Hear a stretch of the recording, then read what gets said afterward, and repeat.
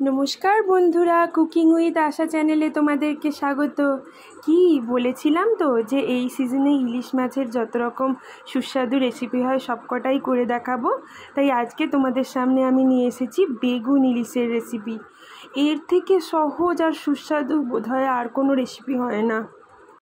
উফ, খেতে যা হয়েছিল দারুণ। এই রেসিপিটা তোমরা অবশ্যই একবার ট্রাই করো।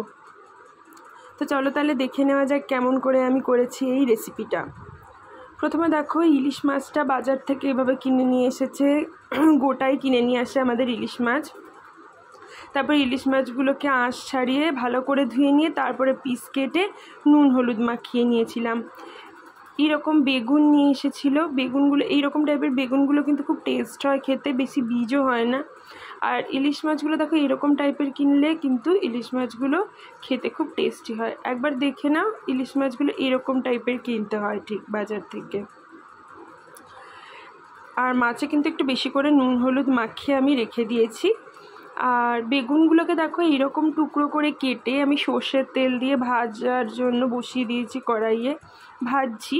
বেগুনগুলো সুন্দর কালার হয়ে গেলে কিন্তু আমি বেগুনগুলোকে তেল থেকে তুলে নেব। প্রত্যেকটা বেগুন উল্টে পাল্টে এভাবে ভেজে নিচ্ছি।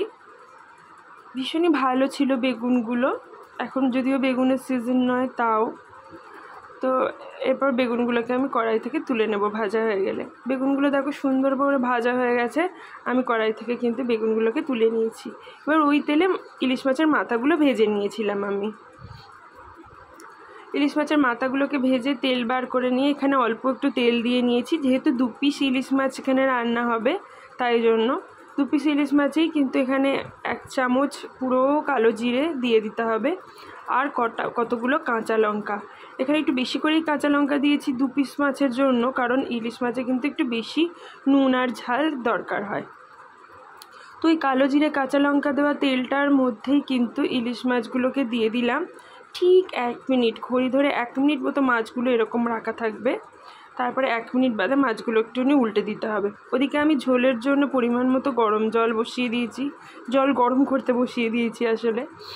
তো 1 মিনিট ঠিক হয়ে গেলেই মাছটাকে একটু উল্টে দেব। এভাবে কালো জিরে লঙ্কা শুদ্ধই মাছগুলোকে একটুখানি উল্টে দেব। উল্টে দিয়েই কিন্তু আমি আর বেশিক্ষণ ওয়েট করব না, ওই গরম জলটা কিন্তু এর মধ্যে দিয়ে দেব। 1/2 মিনিট মতন ওয়েট করেছি, তারপরেই কিন্তু এই গরম জলটা এর মধ্যে দিয়ে দিয়েছি। তোমরা যতটা পরিমাণে যেরকম ঝোল খাবে সেই অনুযায়ী জলই কিন্তু দিও, কারণ এটা আর এখানে 1 মিনিট মতন ফুটবে। তো ঝোলটা যেই ফুটে যাবে তো তারপরে বেগুনগুলোকে এখানে দিয়ে দেব। এই সময় বেগুনগুলোকে দিয়ে 1 মিনিট মতন ফুটিয়ে নেব। 1 মিনিট হয়ে গেলে কিন্তু আমি গ্যাসের ফ্লেমটা অফ করে দেব। তো এখন আমি গ্যাসের ফ্লেমটা দেখো অফ করে দিলাম। দেখলে তো কত সহজ আর ভীষণই টেস্টি। গরম ভাতের সাথে এটা অপূর্ব, মানে অন্য কোনো দিকে আর তাকাতেই ইচ্ছা করবে না, মনে হবে শুধু খেয়েই যাই। আর এটা বানালে সবাই বলবে বাড়িতে যে আবার বানানোর জন্য রিকোয়েস্ট করবে। তো তোমরা এই রেসিপিটা অবশ্যই ট্রাই করো আর কেমন হয় আমাকে জানিও। আর এই ভিডিওটাকে লাইক কমেন্ট শেয়ার করো অনেক অনেক, আমার চ্যানেলটাকে সাবস্ক্রাইব করো। আর বেল আইকনটাও কিন্তু প্রেস করতে ভুলো না আমার নিত্য নতুন রেসিপির আপডেট পাওয়ার জন্য। ধন্যবাদ বন্ধু তোমাদের সবাইকে, টাটা।